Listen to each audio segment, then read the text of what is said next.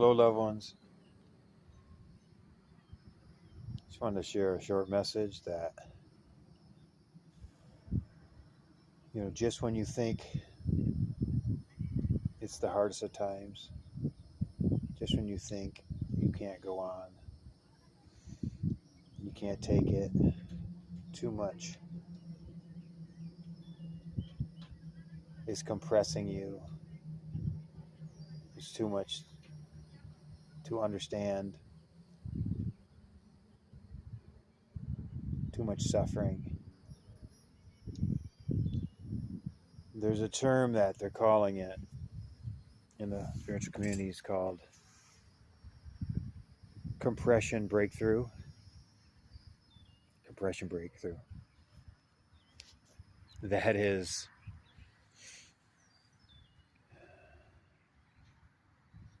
sometimes it takes a breakdown to have a breakthrough. You get pushed to your breaking point. You get pushed to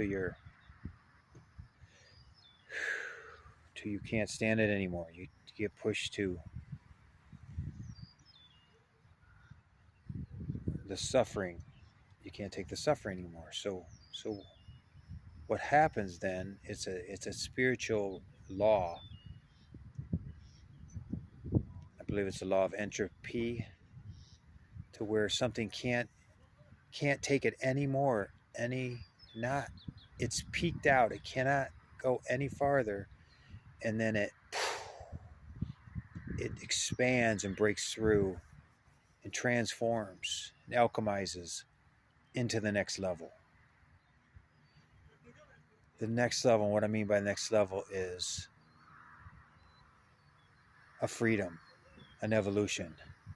You releasing your limiting beliefs, limiting fears. You're releasing the old ways of being, the old you, the ways that the ways you were raised with. Your beliefs have to break down, have to change, have to expand in these times to become what it is. It's a cracking open. It's the seed coming through the soil. It's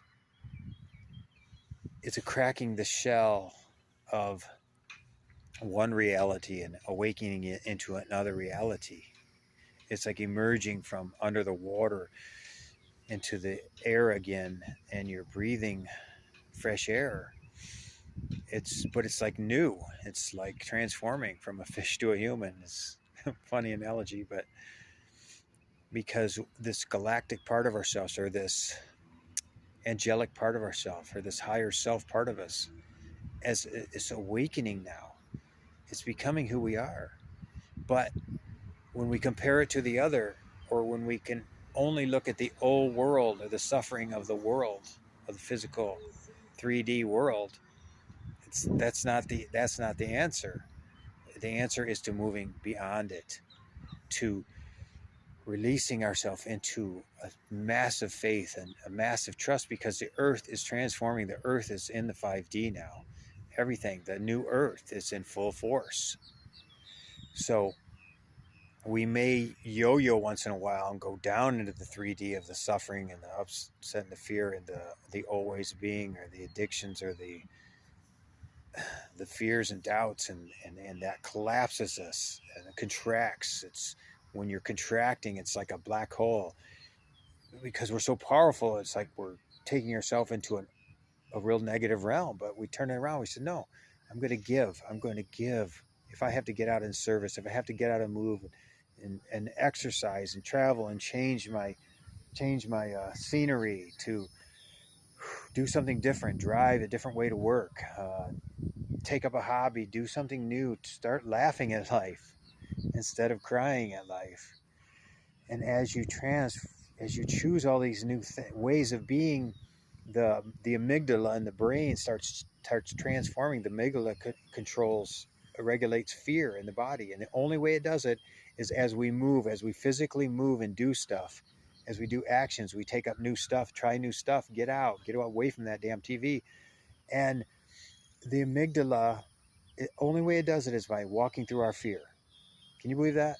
that old saying, when they all those teachings, walk through your fears, that's what you're changing your actual brain.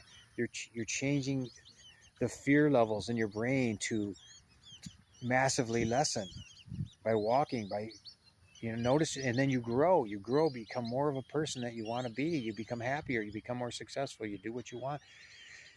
You're changing the neural pathways in the brain by doing new things now, because especially now we're in the quantum, and so everything that we do now is massively intensified in a newness, in an excitement, in a beautifulness, and the soul is breaking through the higher self, the compression breakthrough.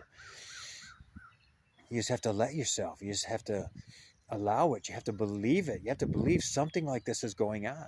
We know how dense it is. We know how dark it is. We know how much things are changing. We know how much massive new inventions are happening, technology and expansiveness and awakeness. So look at the children today. Look how massively intelligent they are, and how much knowing they have, how much wisdom.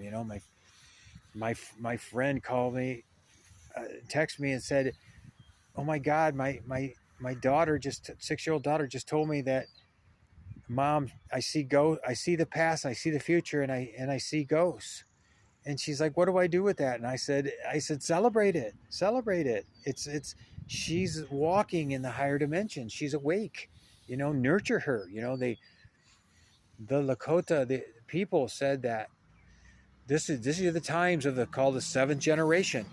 The seventh generation is the time of where it was a prophecy several hundred years ago, that when the hardest times came, the times of famine and drought and hardship, there would be a generation of children born that would be called they would be called the seventh generation. They would be the wise ones. They would be the reincarnations of the greats. They would be the ascended from high consciousness down. We call them today the starseeds. And we were meant to teach them. We were meant to guide them, because the tellings, the teaching said, the prophecy said. Someone asked, "What about the fifth and sixth generations?" And they said the fifth and sixth generations would be sorely tested, right?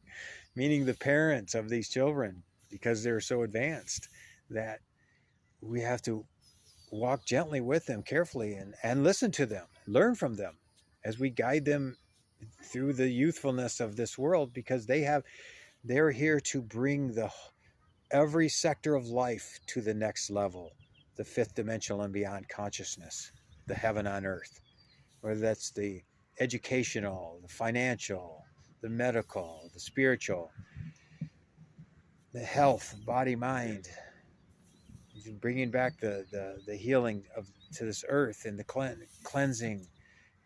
They have their advanced DNA already awakened. We are waking up now. They're waking up. They're already awake, but now they're really kicking in, getting ready to do their great missions. And the ultimate mission is love, unity, oneness, knowing we are all one. In this beautiful world, there's no separation between races, colors, creeds, sexes, statuses. We are just one being, one in a beautiful world. I see all these people coming down here, making a living. They're sharing their goods, their food, all their kids play sports. So everybody's getting to early morning, it's sunrise. I come out here and everybody's enjoying. There's going to be hundreds of people out here shortly. It's all a oneness. The great sun shining down on us, the Mother Earth. The rains are about to start. I see the thunder and lightning starting to happen here in this month of late April. So a few pieces I wanted to share that encourage yourself, get out, move your energy. You have to move the stuck energies. If you're stuck in your mind, either meditate it out, walk it out, exercise it out. And nature's the best place right now. She's so alive and she's so awake. It's springtime, and the awake advanced consciousness is in nature. So get out there and enjoy the hikes with the kids, with your loved ones. Go to the beaches and go to the plant your gardens. Spring cleaning. And you're going to feel great. You're going to feel great the next day. You're going to feel great every day that you do these things. Do it in the physical. Transform the amygdala, the new neural pathways. And it's different than it's going to be different than it's ever been. And you're going to have great insights. You're going to have great visions. You're going to have great knowings coming from within. The awakening, the DNA is so advancedly awakening every day, so intensely. Heaven on earth is being born, guys. Many people talking about it. I'm just sharing my piece that comes to me from the wisdom of the universe, from the wisdom of my heart and my DNA awakening. So, love you all. Peace and harmony.